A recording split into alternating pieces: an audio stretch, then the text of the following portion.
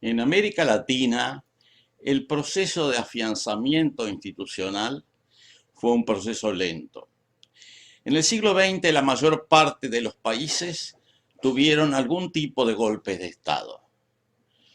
Muchas veces esto ocurrió debido a influencias externas, generalmente de los Estados Unidos o de empresas de ese origen que pretendían obtener concesiones o privilegios. Estos procesos se intensificaron en las décadas de 1960 a 1980, época de la Guerra Fría, cuando muchos países sufrieron golpes de Estado militares que eran, en gran medida, el resultado de las políticas estadounidenses aliados con las clases conservadoras de los respectivos países. Esta modalidad de cambio institucional continuó en el siglo XXI, aunque asumió diferentes modalidades, y de eso vamos a hablar.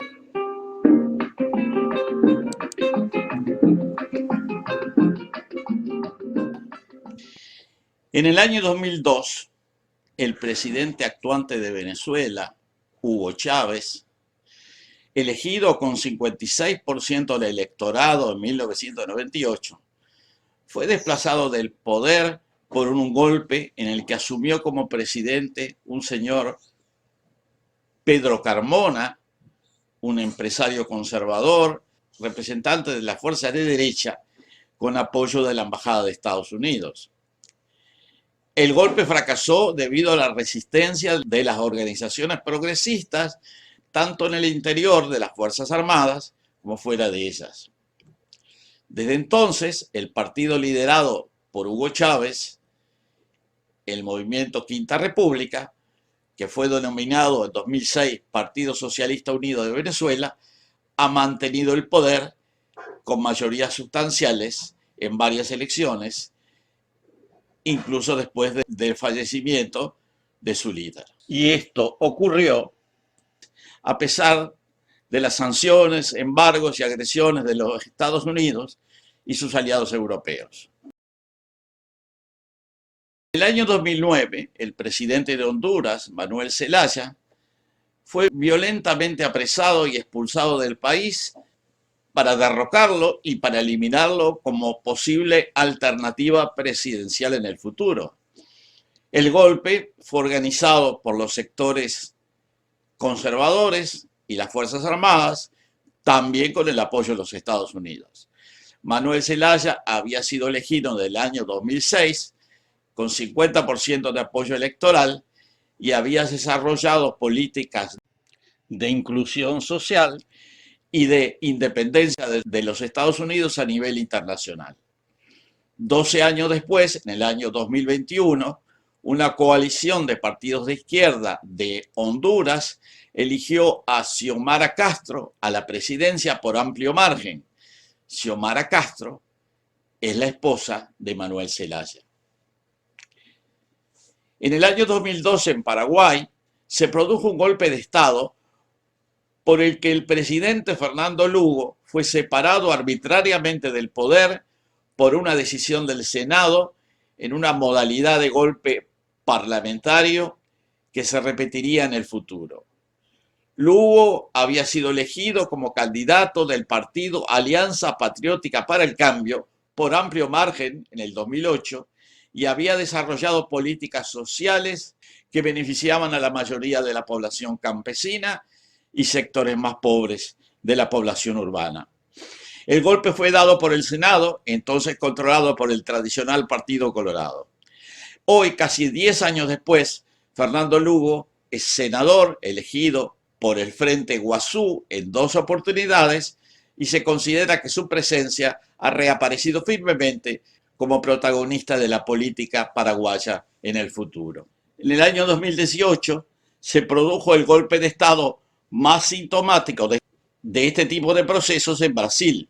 Lo sufrió la presidenta Dilma Rousseff, que había sido elegida por amplio margen en 2010 y reelegida en el 2014.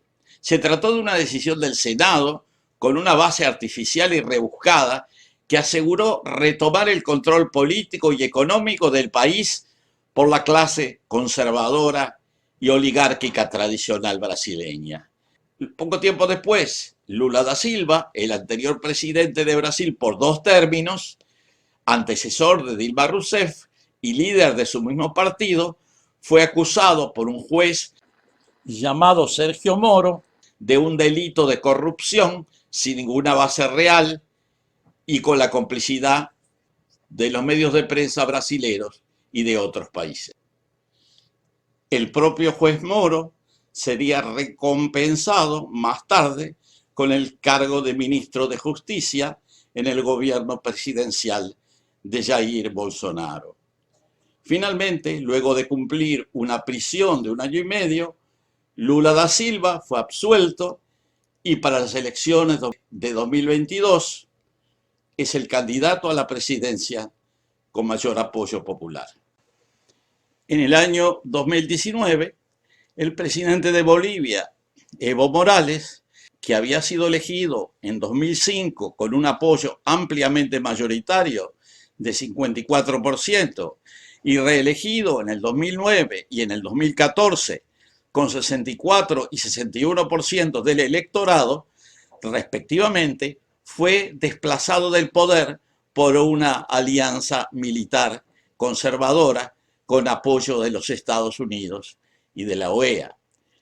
Evo Morales había desarrollado políticas que planteaban estrategias internacionales independientes, terminando con la exclusión social, con el racismo y la pobreza, y a través de su partido Movimiento Socialismo, Evo Morales transformó a Bolivia en un Estado plurinacional, reconociendo los derechos de los pueblos indígenas. El golpe de Estado ocurrió a pesar que Evo Morales había nuevamente ganado las elecciones presidenciales por un amplio margen. Morales fue perseguido físicamente y apenas pudo salvar su vida gracias al apoyo del gobierno de México de Andrés Manuel López Obrador. El gobierno golpista que se instaló en Bolivia emprendió una campaña de represión y destrato a los pueblos indígenas bajo la presidencia de Jeanine Áñez, que provocó la resistencia del pueblo.